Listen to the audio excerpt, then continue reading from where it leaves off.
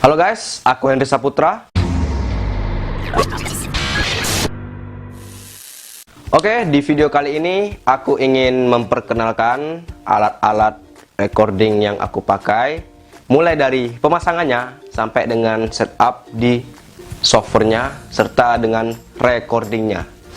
Jadi yang pertama yaitu kita pasang standnya terlebih dahulu. Oke, ini ya. Nah, ini standnya. Nah, ini sudah terpasang, dia ditempel, ada untuk muter-muternya. Nah, ini kita longgarkan terlebih dahulu, baru dimasukkan. Nah, seperti itu. Ini fungsi baut ini sih untuk mengencangkan aja biar tak muter-muter.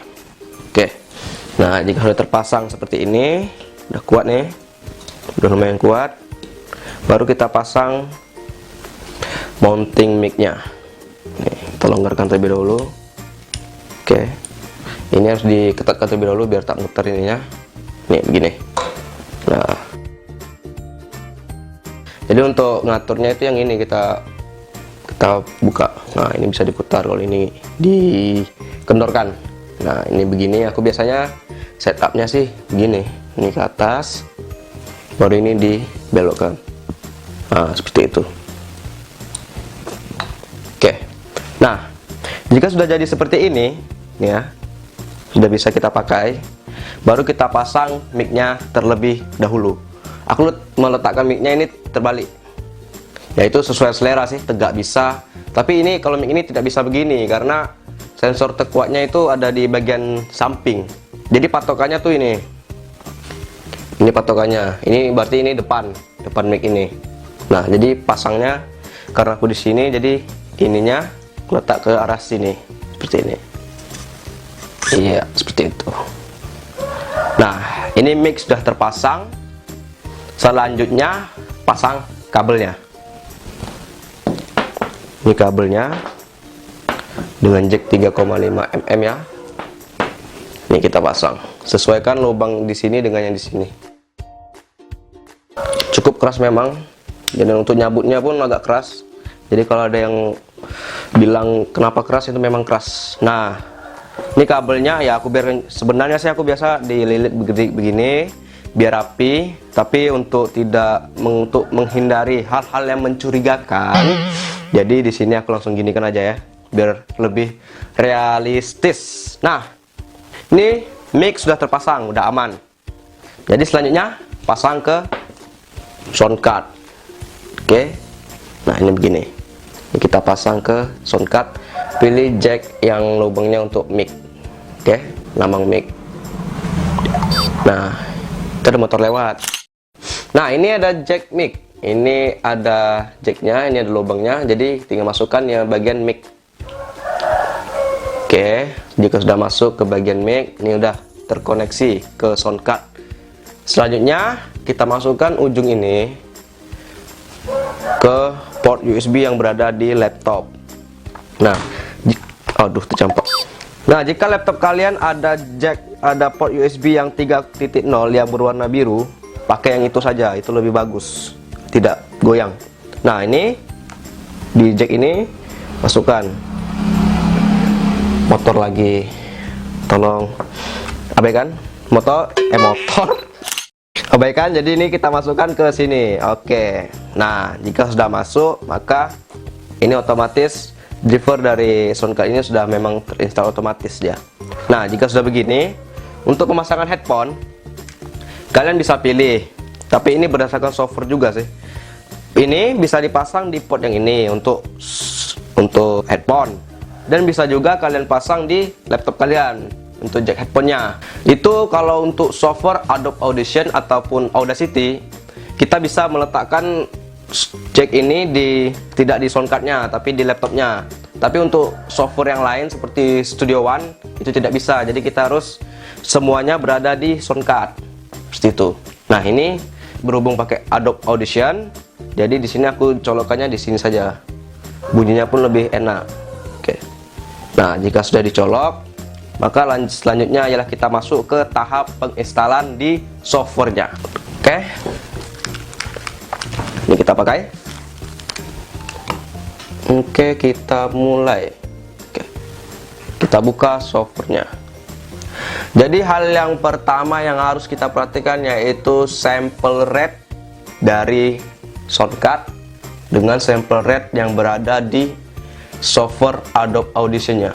Nah, kita buka, kita lihat dulu di sini. Di bagian headphone klik kanan, di bagian speaker klik kanan, pilih recording device. Nah, jika sudah masuk maka otomatis mic-nya ini sudah masuk. Nih, USB headphone set 2C itu untuk driver soundcard ini. Nah, jika sudah masuk ini kita coba, kita klik properties. Nah, kita lihat advanced. Nah, ini namanya sample rate ya, yang di lingkar ini namanya sample rate. Jadi ini harus kita samakan dengan di software Adobe Audition-nya nanti. Ini kita lihat 48.000. Oke. Bentar. Oke, ini sudah masuk. Selanjutnya di playback juga kita lihat. Berhubung di sini aku pakai yang jack yang sini, berarti kita pilih jack yang ini, headphones. Kalau kita pakai jack yang di soundcard, maka kita pilih yang di sini, speaker yang di USB 2C media USB headphone set, seperti itu. Nah, ini kita klik yang headphone, kita harus samakan. Klik kanan, properties. Nah, ini harus kita samakan, ini udah sama ya, 48.000. Nah, jika sudah sama, untuk mengecek apakah mic ini masuk atau tidak, kita lihat bar hijau-hijau ini. Nah, ini ya, kita coba, kita ambil mic-nya. Seperti ini. Nah, dapat teman-teman lihat, nah ini bar hijaunya naik turun, cek 1 2 dicoba tuh, barnya turun, naik turun. Oke, berarti itu menandakan bahwa mic ini sudah terinstall di laptop ini. Oke, selanjutnya setelah ini aman, maka lanjut kita buka software Adobe Audition-nya. Nah, ini softwarenya, kita buka.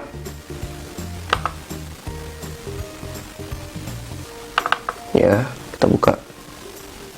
Nah, jika sudah kebuka, maka tampilan awalnya itu seperti ini. Ini ada waveform, ada multi track. Di sini aku biasanya menggunakan multi track karena apa? Biar mudah dalam pengaturan mixingnya nanti. Bisa rekam yang pertama, misalnya gitar, masuk ke rekam bar yang bawah untuk vokal. Nah, klik multi track.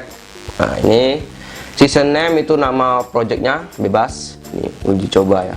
Kita buat. Nah, perhatikan di sini sample rate. Pastikan ini sama dengan yang tadi, yang kita cek tadi. Ini udah sama 48.000. Nah, ini ketika dibuka seperti ini. Untuk mengecek kepastiannya, kita tekan R ini. Ini R berarti yang kita tekan R. Nah, bar yang berada di sini itu berarti yang di sini terrecord. Nah, yang ini yang tidak kita tekan, dia tidak terrecord.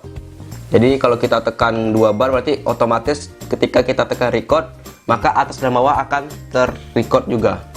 Nah, jika tidak masuk, jika punya teman-teman tidak masuk, kita masuk ke setting audio drivernya, audio hardware. Nih, di edit, preference, kita cek audio hardware. Nah di sini. Jika punya teman-teman masih tidak masuk ataupun tidak terinput, cek di sini default inputnya. Nah, di sini kita berhubung style soundcard, jadi kita pilih nih USB mikrofon 2C media USB headphone.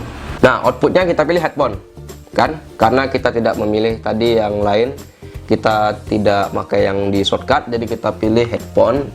Nah, sample rate ini harus sama ya, 48.000. Oke, jika sudah maka klik oke.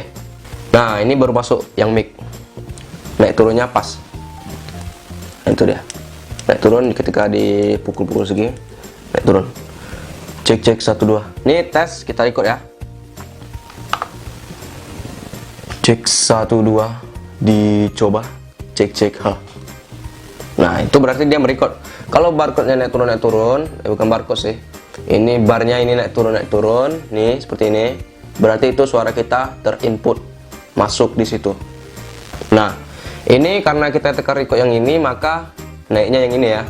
Oke, jika selesai merecord, kita hentikan lagi, tekan ini. Nah, otomatis dia berhenti. Tapi kalau kita tekan ini, yang bar ini dia tidak berhenti. Dia tetap jalan terus yang tadi itu. Jadi untuk memberhentikan seluruhnya, kita klik stop. Nah, ini otomatis dia berhenti. Jika tidak, jika kita klik merah ini saja, maka ininya akan jalan terus. Oke. Nah, ini juga sudah di record seperti ini. Kita untuk play, cukup ditekan play seperti ini. Cek 1 2 dicoba. Nah, ini audionya sudah terekam. Nah, untuk mixing antara record pertama dengan record kedua, misalnya rekam gitar, setelah selesai gitar kita masuk rekam vokal. Nah, misalnya ini adalah hasil record gitar, maka untuk merekam vokalnya kita cukup di bawahnya saja nih, kita tekan R. Nah, jika seperti ini ya kita atur saja, baru kita dengarkan sambil kita menyanyi mengikuti gitar yang kita mainkan, seperti itu. Misalnya begini. Nah, ini cek 1 2, cek 1 2. Nah, berarti gini kan dia udah otomatis bergabung antara dua itu. Nah, ini kita stop. Oke, itu teknisnya antara teknik dua rekaman antara gitar dan vokal. Selanjutnya yaitu kita bagaimana cara menyatukan antara track 1 dengan track 2 ini. Nah, itu aku biasanya klik Ctrl dan kita klik video yang satunya lagi. Nah, ini berarti dua track ini sudah terseleksi. Jika sudah seperti ini, klik kanan, pilih Bounce to new track. Nah, di sini pilih selected clip only. Karena kenapa clip? Karena ini yang ini dan ini tuh merupakan clip. Track itu ini barisan. Jadi pilih yang clip. Nih, selected clip only. Nah, di sini dia akan menyatukan. Nah, ini otomatis dia sudah tergabung antara atas dan bawah. Lihat saja di sini. Nah, ini kosong tapi ini sudah terisi oleh yang bawah. Nah, ini jika di play maka bunyinya akan bergabung. Cek 1 2 dicoba. Cek. Nah, seperti itu bunyinya. Nah, ini sudah tergabung ya.